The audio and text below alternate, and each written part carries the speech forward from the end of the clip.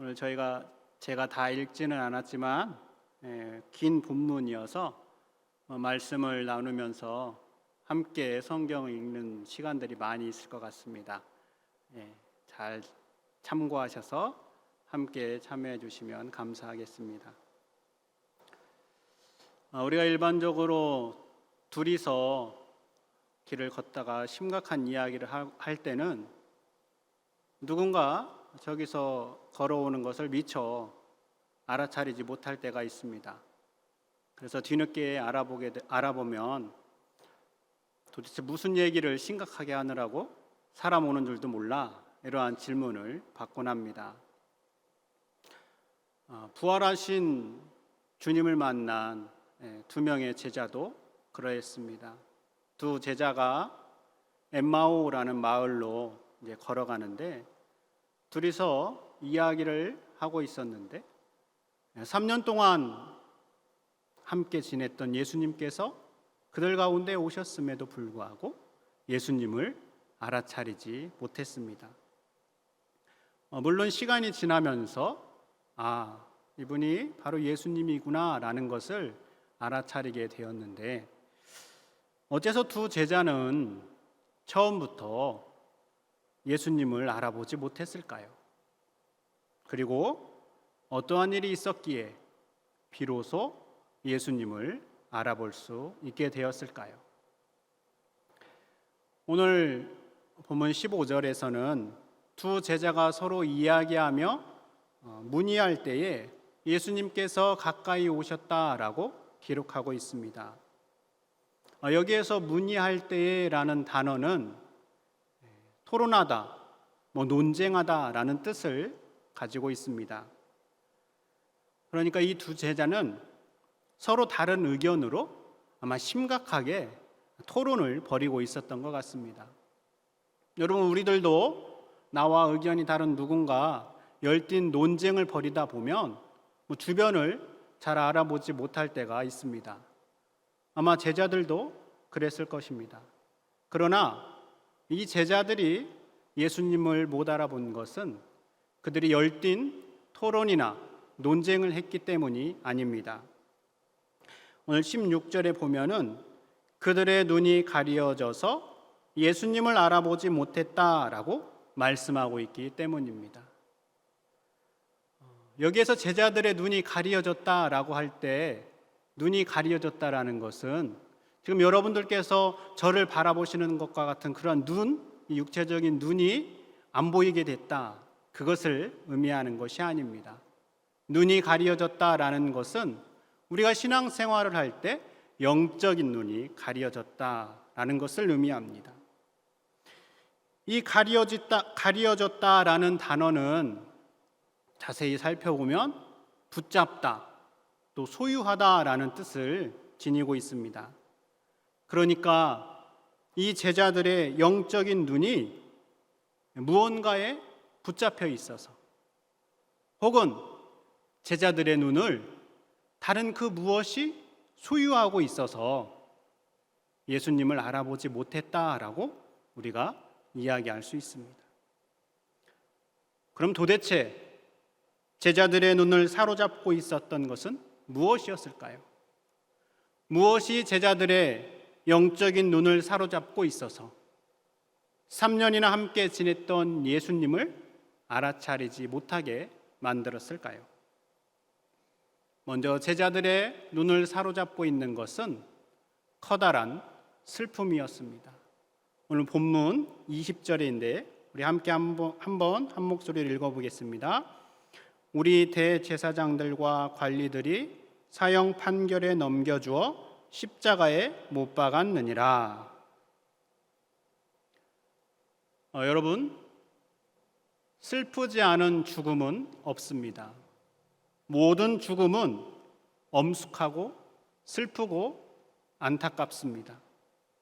이 슬픔의 강도는 내가 그 사람과 얼마만큼의 관계에 놓여져 있는가에 따라서 다 다릅니다.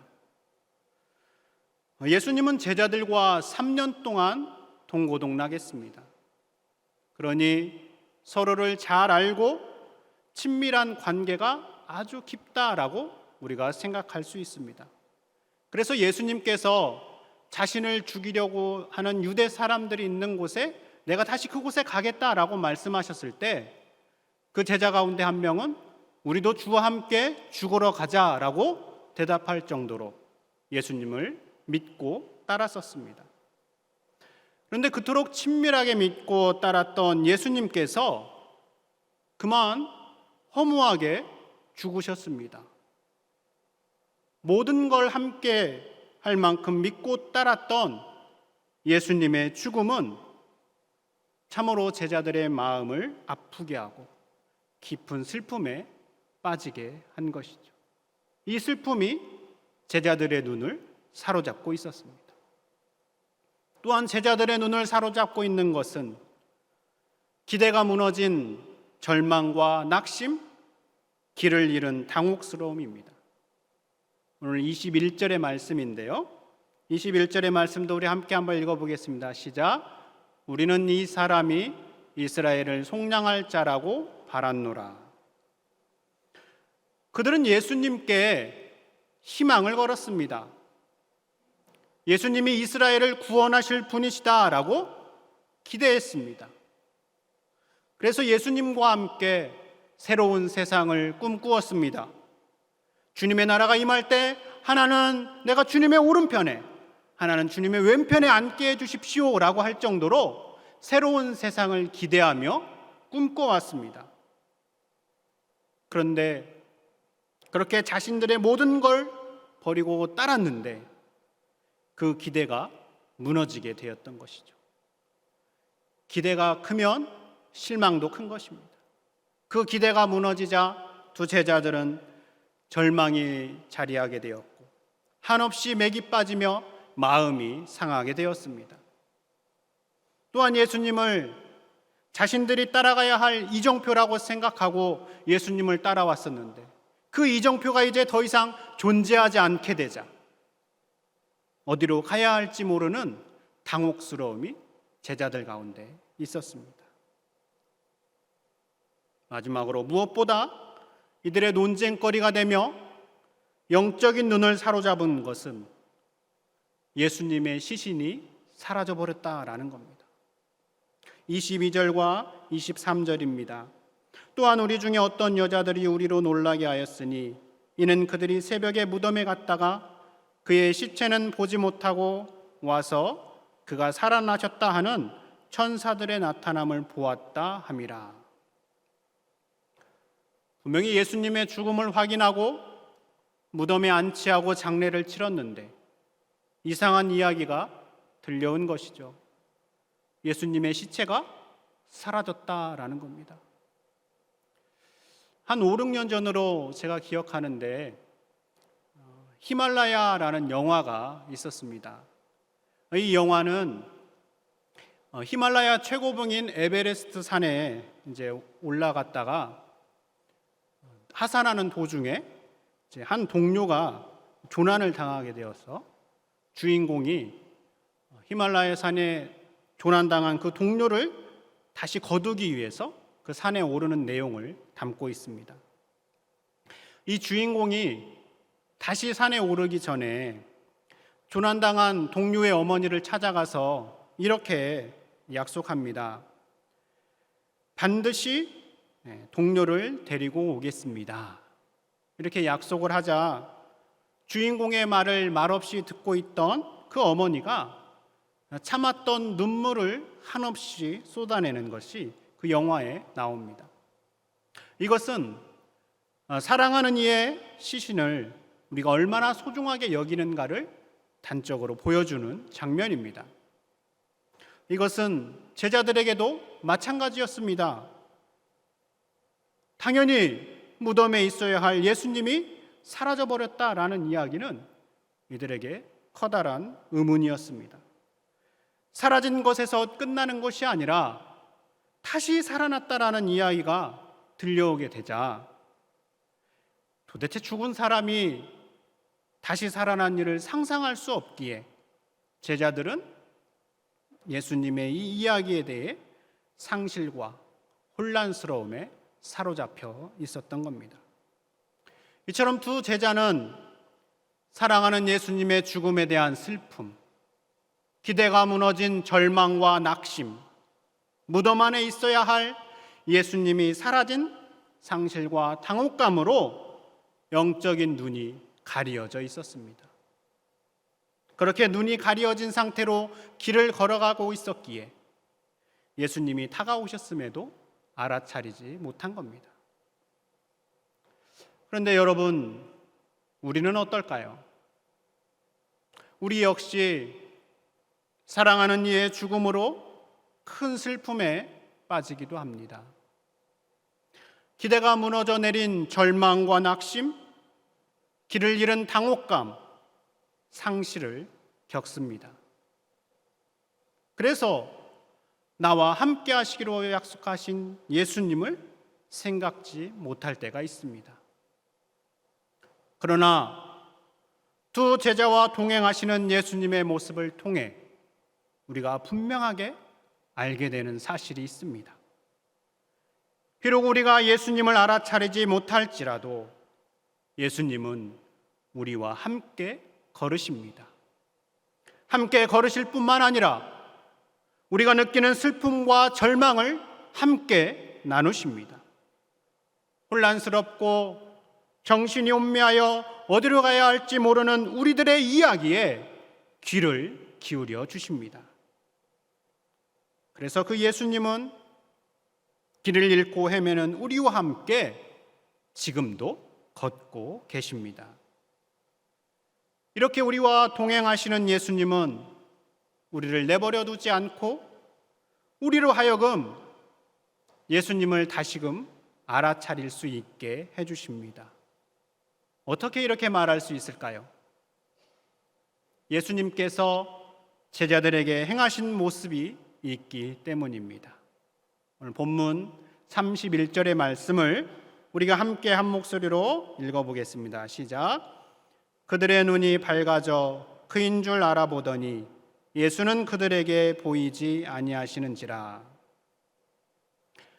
예수님은 깊은 슬픔과 절망, 낙심으로 가려진 제자들의 눈을 밝게 해주셨습니다. 그래서 예수님을 알아볼 수 있게 해주셨습니다. 동일하게 우리가 미처 나와 동행하시는 예수님을 우리가 알아차리지 못할지라도 제자들의 눈을 밝게 하신 예수님은 우리의 눈도 열어주셔서 예수님을 알아차리게 해주십니다. 그렇다면 어떻게 예수님은 제자들의 눈을 밝게 해주셨을까요? 첫 번째로 두 제자의 눈이 밝아지는 데에는 성경을 풀어주는 과정이 있었습니다. 오늘 본문 27절의 말씀을 제가 읽어보겠습니다. 이에 모세와 모든 선지자의 글로 시작하여 모든 성경에 쓴 바 자기에 관한 것을 자세히 설명하시니라. 예수님은 성경에 기록된 예수님 자신에 관한 내용을 자세하게 설명해 주고 있습니다. 특히 고난에 관하여 그리스도가 십자가의 고난을 받고 자기의 영광에 들어가야 한다라고 하시면서 고난에 대한 시각을 바꿔주고 있습니다. 예수님께서 당하시는 고통은 영광에 들어가는데 방해가 되는 걸림돌이 아니라 영광에 들어가기 위하여 반드시 거쳐야 할 길임을 설명하고 있는 것이죠. 이렇게 예수님께서 성경을 풀어주실 때 이 제자들의 마음 가운데 어떠한 일이 일어났을까요? 32절의 말씀은 우리가 함께 읽어보도록 하겠습니다. 시작. 그들이 서로 말하되 길에서 우리에게 말씀하시고 우리에게 성경을 풀어주실 때에 우리 속에서 마음이 뜨겁지 아니하더냐 하고. 제자들의 마음이 뜨거워졌습니다. 그들의 마음이 불타올랐습니다. 살아있고 운동력이 있어 좌우의 날이 선 어떤 것보다 예리한 성경 말씀을 제자들에게 풀어주실 때 제자들의 내면이 불타오르기 시작했습니다. 뜨거움이 올라오고 그들의 눈을 사로잡은 슬픔이 사라지기 시작했습니다. 성경을 풀어주실 때 마음이 뜨겁고 가치관이 달라지는 일은 제자들에게만 일어난 일이 아니었습니다. 사도행전 8장에 가면 하나님께서 빌립에게 한 가지 명령을 내리십니다. 빌립에게 가사로 내려가라라고 지시하시는 장면이 나옵니다. 빌립이 순종함으로 가사에 내려갔을 때 에디오피아 여왕 간다게의 국구를 맡은 한 내시를 만나게 됩니다. 이 내시가 성경을 읽고 있었는데 빌립이 그 내시에게 질문하기를 읽는 것을 깨닫고 있습니까? 라고 질문을 합니다. 그때 이 내시가 말하기를 나에게 성경을 가르쳐주고 설명해주는 사람이 없어서 내가 읽는 것을 알지 못한다 라고 대답을 합니다. 그러자 빌립이 내시가 타고 있던 수레에 함께 올라 성경을 설명해 주기 시작합니다. 성경을 설명해 주자 이 내시 안에 가치관의 변화가 찾아오게 되고 자신에게 세례를 베풀어 달라고 요청합니다. 그래서 빌립은 그 내시에게 세례를 베풀어 주죠. 이렇게 성경을 풀어주는 일이 일어나는 곳에 마음이 뜨거워지고 가치관이 달라지는 일이 일어납니다. 예수님께서 제자들에게 성경을 풀어주는 것, 빌립이 성경을 설명하는 것과 같은 것을 오늘 우리는 어디에서 경험할 수 있을까요? 바로 말씀이 선포되는 자리를 통하여 경험할 수 있습니다. 선포되는 하나님의 말씀이 얼마나 중요한가에 대해서 신학자 슈메만은 세상에 생명을 주는 예배라는 책에서 이렇게 기록하고 있습니다.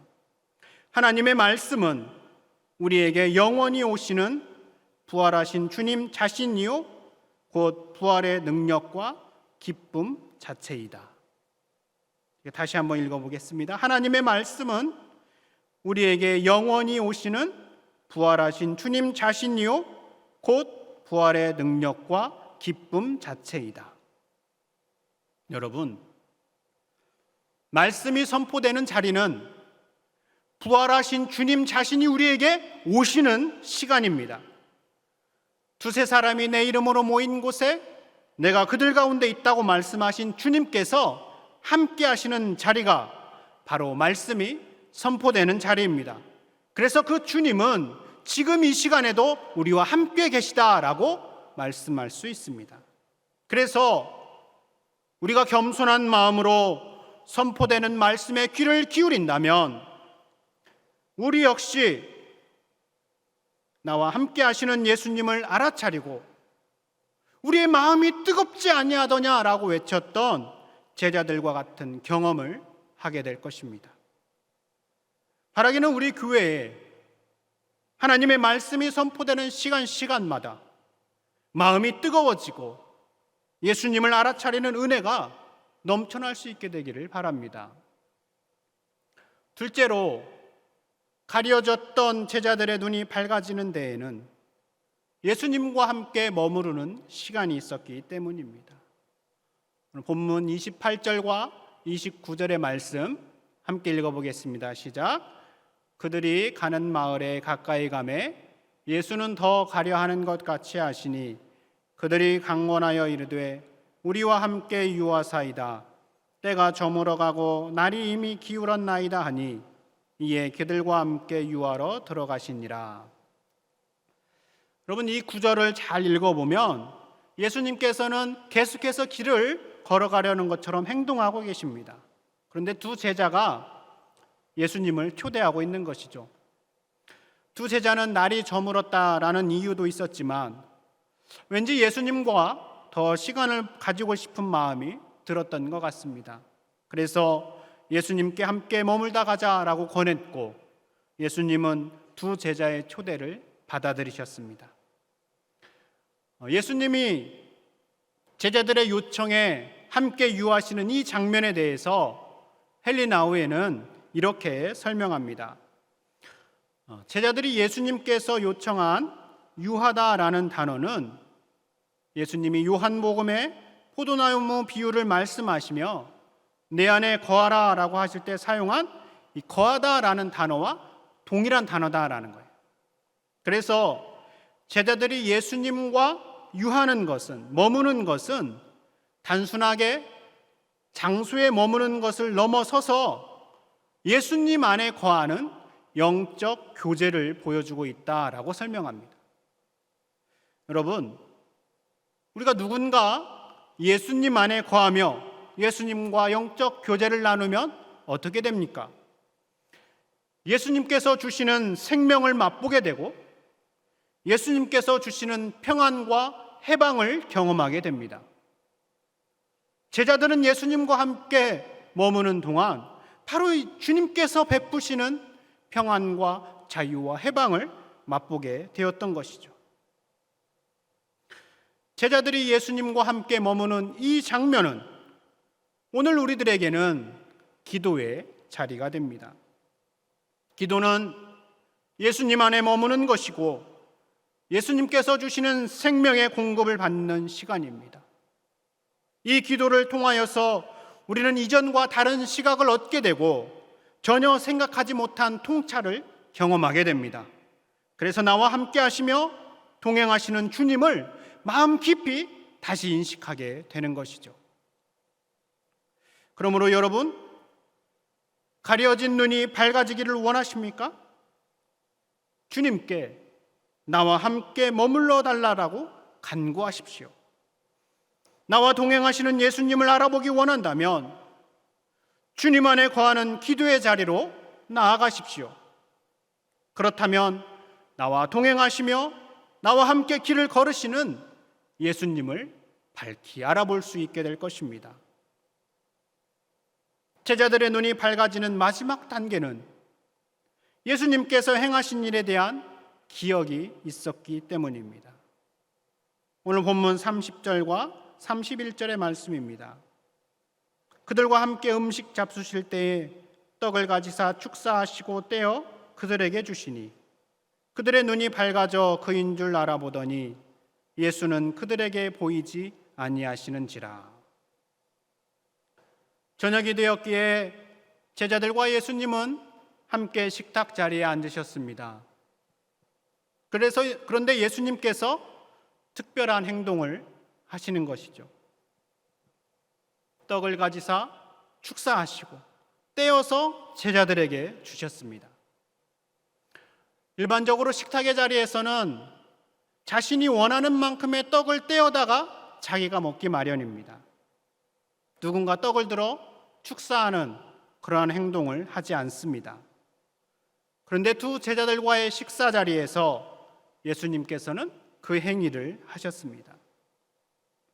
이때 두 제자의 머리 가운데 번개처럼 스쳐 지나가는 생각이 있었습니다. 바로 예수님께서 잡히시기 전날 밤에 제자들과 마지막으로 함께 식사하실 때 보여주셨던 모습을 기억한 것이죠. 제자들은 예수님께서 제정하신 성찬의 떡을 받았을 때 비로소 그들의 눈이 밝아지게 되었습니다. 왜냐하면 그 행위 속에서 과거 자신들과 함께 하신 예수님을 기억해냈기 때문입니다. 바로 이것이 기억의 힘입니다. 제자들의 눈이 밝아짐과 동시에 예수님은 더 이상 그들에게 보이지 않았습니다. 그러나 두 제자는 이제 더 이상 실망하거나 낙심할 이유가 없습니다. 예수님에 대한 기억을 떠올리는 순간 자신들의 눈이 밝아졌고 자신들과 동행했던 분이 누구이신지를 알게 되었고 부활하신 주님께서 여전히 자신들과 함께 계시다는 것을 알게 되었기 때문입니다. 여러분, 하나님께서 우리에게 주신 소중한 능력 가운데 하나가 기억입니다. 그래서 모세는 출애굽을 한 이스라엘 백성들 모두에게 하나님을 생각할 수 있도록 노래를 만들어 가르쳐 줍니다. 그 노래 가운데 옛날을 기억하라, 역대의 연대를 생각하라 라는 가사가 있습니다. 역대의 연대는 과거, 아주 오래전을 뜻합니다. 모세는 이스라엘 백성들이 하나님을 떠났을 때 그들이 다시 돌아올 수 있는 길이 하나님께서 행하신 일을 기억하는 데 있다라고 생각했습니다.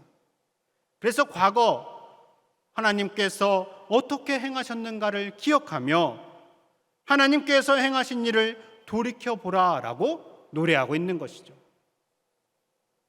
동일하게 우리 역시 제자들처럼 낙심하거나 방황할 때 이전에 내가 만난 예수님, 이전에 예수님께서 내게 행하신 일, 예수님의 은혜를 다시금 떠올려 보는 겁니다.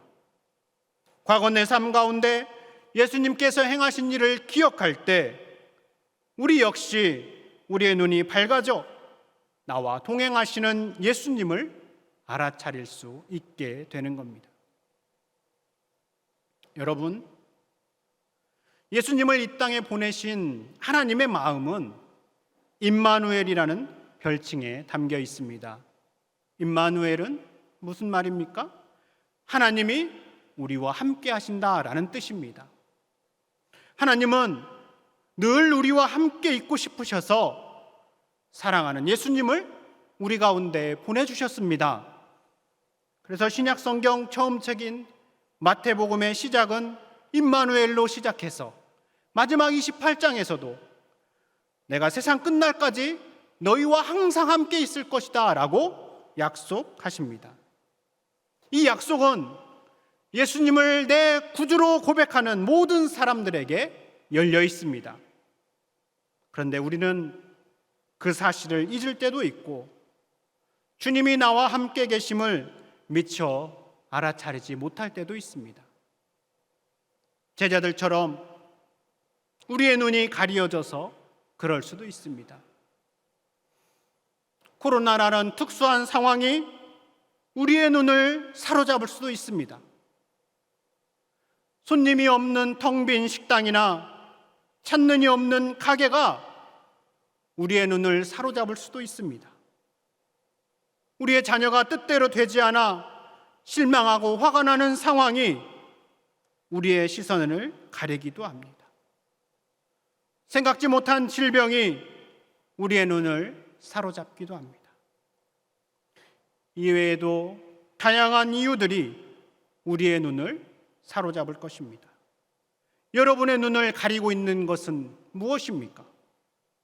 여러분의 눈을 가리고 있는 낙심과 절망은 무엇이 있습니까?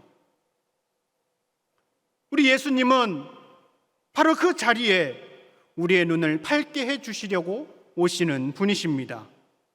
우리가 그 예수님을 알아보는 길은 부활하신 주님이 임하시는 말씀이 선포되는 말씀 앞에 귀를 기울이는 것입니다. 주님 안에 거하는 기도의 시간을 갖는 것입니다. 이전에 행하신 주님의 크고 놀라운 일을 기억하고 생명까지 내어주신 하나님의 사랑을 다시금 떠올려 보는 것입니다.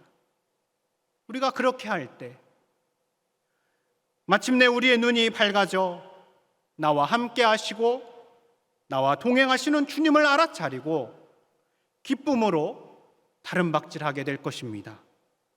이러한 은혜가 오늘 함께하는 우리 모두에게 임하기를 바랍니다. 기도하겠습니다. 하나님 아버지, 우리는 우리 앞에 일어나는 일들로 인한 슬픔, 절망, 낙심에 우리의 시선을 빼앗길 때가 많이 있습니다. 그래서 나와 동행하시며 나의 눈을 밝히시려고 오신 주님을 알아차리지 못할 때가 많이 있습니다. 이 시간 구하오니 우리의 눈을 열어주셔서 늘 나와 동행하시며 함께 하시는 주님을 늘 인식할 수 있게 해 주시옵소서. 예수님 이름으로 기도드립니다. 아멘.